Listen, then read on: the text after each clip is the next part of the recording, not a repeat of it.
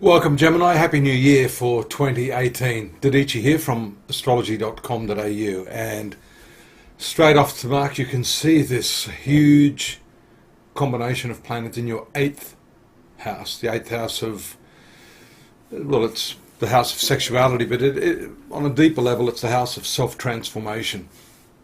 It's a very deep psychological house, the house of secrets, along with this 12th house. And the fact that Venus, which rules your 12th house of secrets, is here, with Saturn, one of your spiritual planets, and the ruler of this 8th house, indicates a very, very transformative year indeed. In fact, it'll be a couple of years of transformation for those of you born under the sign of Gemini. And as you can see, Saturn will in due course over the next 18 months make contact with the epitome of transformation, which is the planet Pluto here, also in the 8th house. So, are you ready? Are you prepared for this? You see here, Saturn just snuck in here late in 2017. Saturn brings with it a whole lot of responsibilities. This is taking responsibility to a large extent of your relationships. And on a more practical level, it has to do with your finances, the way you actually exchange goods, money, services. Shared resources is how this sector of your horoscope is referred to.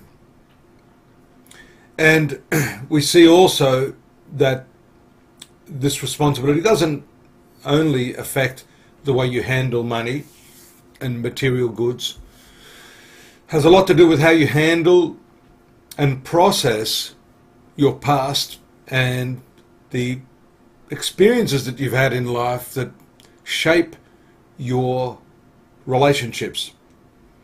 The psychology of your relationships, the psychology of sexuality, and most importantly, intimacy. So these are the important, I guess this is the important bedrock of what's going to happen to you in the coming 12 months. And having Saturn here, all of these planets, by the way, fully look at this 2nd house of income. And so we will look in a moment at the moon to assess the financial prospects and when those big turning points are. Let's get into it straight away. On the 31st of January, you see a lunar eclipse taking place here in the 3rd house of communications and contracts. So that's an important turning point. It's also the sector of thought. It's how you actually think about things, how you process thinking, how you deduct what you deduct.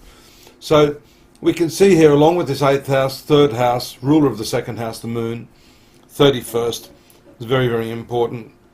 The other, let me have a look here. I think I've screwed up some of these dates on the eclipses. Suffice to say, anyhow, another lunar eclipse on July 28, right opposite here. You see the nodal axis. So these eclipses take place here. 2 lunar eclipses up until July. And on August the 11th, again, another eclipse here. So you'd have to say that this is fairly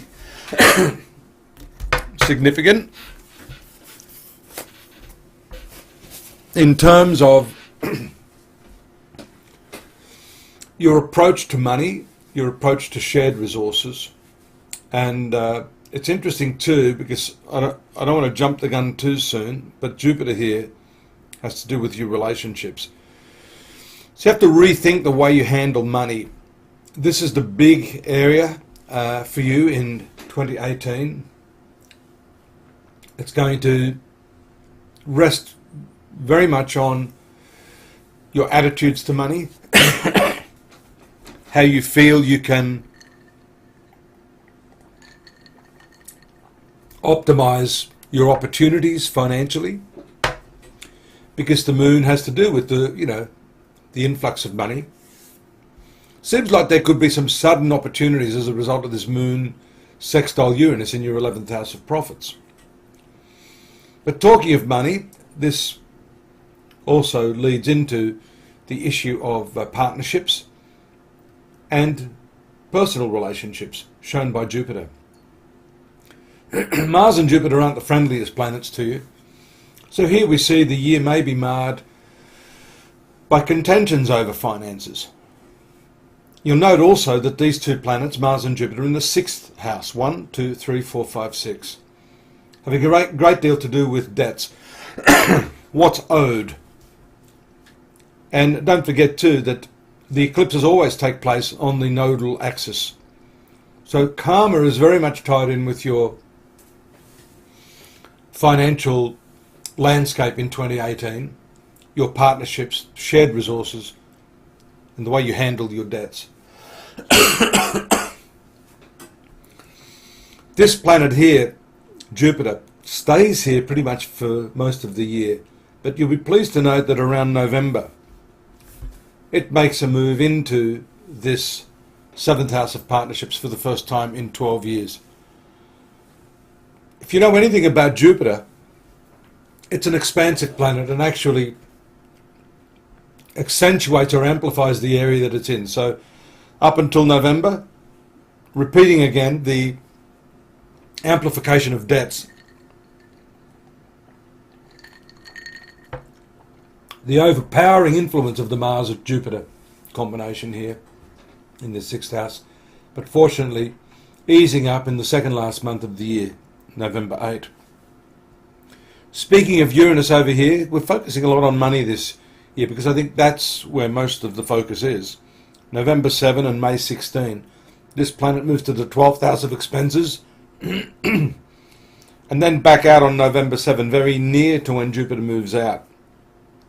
So I'm going to go out and say that most of these unexpected debts or problems you may have with finances are pretty much in that time frame of May 16 to November 7. So that's the period you have to be really, really careful of. Let's have a look here. Venus moves out of this 8th house February, March.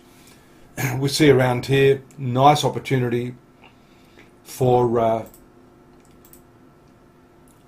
the Sun to move in the upper part of your horoscope around March, late February, March. And this brings with it really good opportunities in your professional sector. You still have some problems with your relationships, as we see there from Mars moving through your 7th house all through March.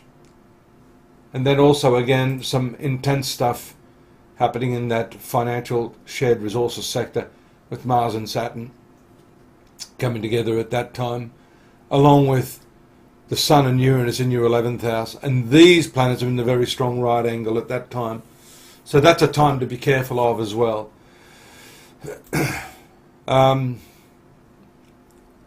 Mars moves out around May into this 9th house, which leaves just the 2 planets in your 8th house.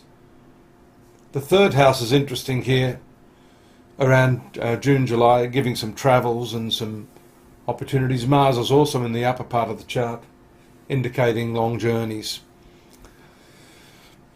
And so this year, I think, is one in which, and I'll be saying this to every one of the star signs, this Saturn and Mars often do quite a bit of destruction in the life of people. The only difference between these 2 planets is that Mars will demolish and leave the thing demolished. Saturn, if you're prepared to work with that planet, will help you reshape your destiny, yourself, and your relationships. And I think that is the key for you and the predominant theme throughout most of 2018. Now, you know, there are a lot of other transits here that are going to take place. I've given you the main ones that I think punctuate the year for you. There's another one there around November. Mars moving into the upper part of your horoscope is strong. That time you're going to see Mercury, Jupiter, and the Sun taking their position in your 7th house of relationships. So I think if you get everything right in the first part of the year, that second part of the year can be much finer for your relationships. We have a 3,000 word assignment that I did. That's the 2018 overview. More detail on every aspect of your life at astrology.com.au. I hope you'll join me there. And again, here next month for February 2018, same time, same channel. Look forward to your company then. Take care. Bye.